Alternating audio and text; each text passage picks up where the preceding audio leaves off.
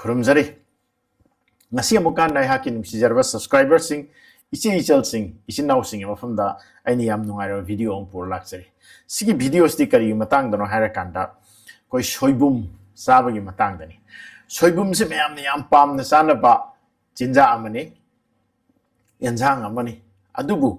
soibum gi matang da koi lan thajan ba mayam am lai masi ai mayam da ai kitang hangatchage tawani ihan hanba akoigi mayamna laana thajanari se soibum jar kan hakchang de kari shokpono adu towi ada towi mayam am hainare hainabasi marakta khara aina khangatcharaga mayam da uchebani haibagi artha kaino soibum de hakchang da sukimati kanaba pochak amani adu masi mayamna lan longno mayam si yauri adu matang da ina mayam da khanjaning tawni ahanbada pai hanba mayamna laana thajanabasi kaino harakanda soibum si hakchang dagi calcium mana lauthoi aduna saru solali haibasini ko sin ihanan ba lana thajanaba gyanta bira ko aduna soibum je chara kanda hakchang dagi saru si solali maram di calcium lauthoki haibani ani shuba mayamna thajanaba lana thajanaba sina kaino harakanda soibum chara kanda sarusi hohalli pathalli haibani sarusi am pathalaga tekan ba khotkan ba kaigan ba sarusi ko tawi haibasini mayamna amukasu lana thajana potsi ahum subada nasagi hakchang da calcium pibase saru kanna ba calcium gi magi phangi ba chinjak si maru oina sanga da ingakta phangi koi pambi singbi dagi di phangde haibdi vegetable dagi phangde aduga masi sanga da khatang phangi haibasini mayamna thajanaba lana thajanaba simasu asini aduna hauji yengminarasi soibum da kari yawi sina sarui dam ta kari kanaba tobungami haibas ihan han mamakta da soibum da mineral yam yawi mineral si kari no calcium yawi magnesium yauri manganese yauri silica yauri ko haribi singsi loina punchal kanda khoigi hakchang da saru kalhanba connective tissue phajana section na thamaga hakchangi saru singche mapangan kanna thamba ngambagi magi pochak am yauri ba khoigi fermented bamboo shoots deida haibidi soibum da aduna hariba silica singse asina bamboo shoot yaurubasina masi khwaidigi maru oi calcium si hakchang chupsan bada mana mating pangi asi su mathakta calcium da koi mineral sing calcium magnesium mayam se deposit tawboda achoba mating pangi haibasi mayam khangbi gadamni aduna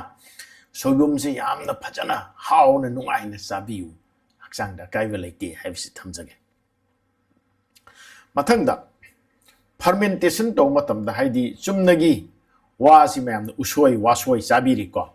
wasi usoi ne chabis dagi masi ferment tor kan hakchang da kari kanage haibadi masi soibum olhala kanda si fermentation process ni sta kari kanage har kanda maun da yaujarami ba calcium sing ja hakchang da irai laina phangali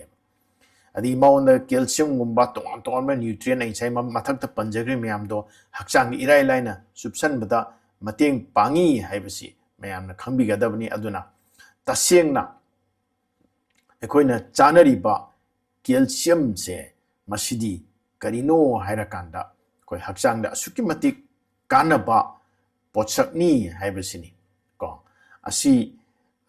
aina khar panjage nutritional table lama aina mayamda uchage masdi calcium silica magnesium manganese vitamin c gumba e gumba mayama yaure aduna asukimatik hakchang na kani masi adu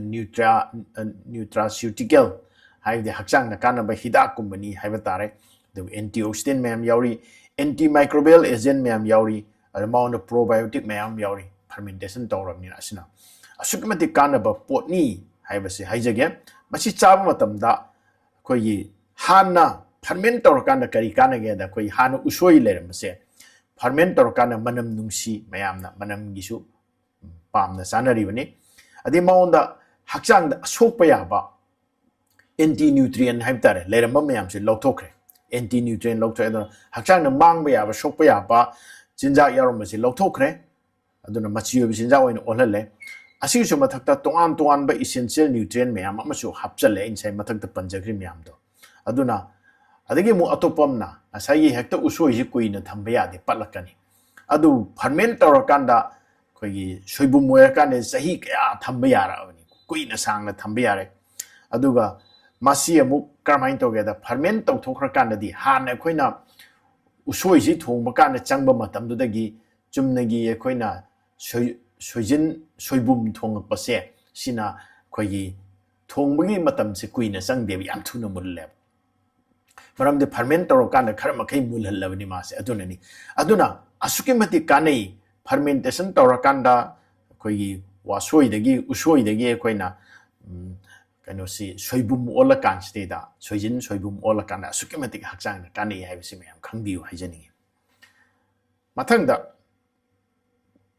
tongan tongan ba kanaba mayam amsu lai hakchang da kari keno harakanda masi koi hakchang da cholesterol handan mangami mayam na cholesterol yam wana risi cholesterol handan mangami mas cancer phan mangami phajai ko mayam cancer phan mangami adagi hakchang da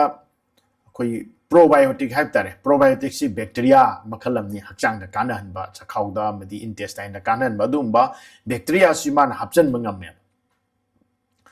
heart si protect tawi koi hakchang gi heart mayam na khana koi kineri je heart si man protection piwanga mi asi su mathakta ma si immune booster ni haibidi keno koi hakchang si mahik matang ni ngak thuk na wono da mana acho mateng pangi aduga mathang da weight handhali yang weight handhawa pami ko noibadagi anu soibum jaba si kanai haibini mathang da chaba tumhalli chaba tum nungsit kaba khotpasi aina chumnagi usoi jaraga nungsit kaga dawsi ma charadi nungsit karoi doini adigi mu amkasu mayamna yamna harawdawa pawamna masi blood pressure jo handhali haibisini aduna cholesterol handhali blood pressure handhali cancer phanba yai hakchang da good bacteria kharapi aduna intestinal health yam phali heart phali hakchang immunity fagrahali hakchang nakthok chanawi shakti hengarali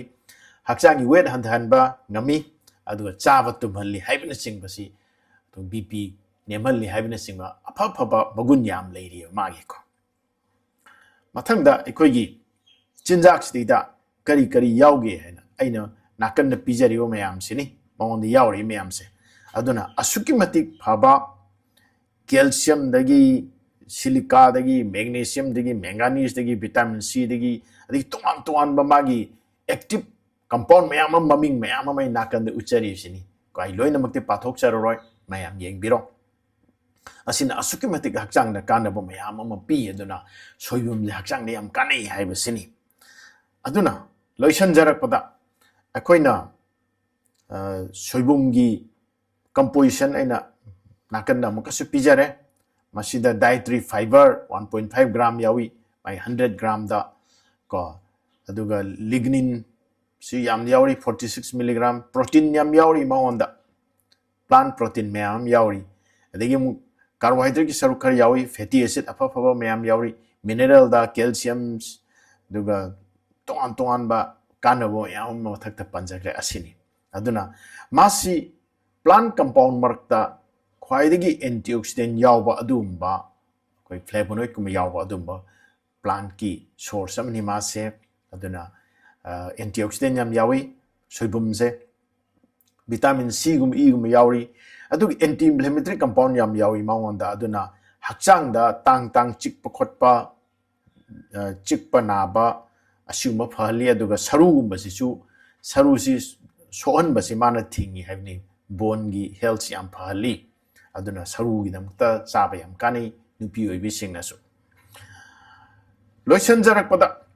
mayam na lan na thajana ba yam lei ko chinjak singse silan thajaba tawiganu anu soibum se ekoi gi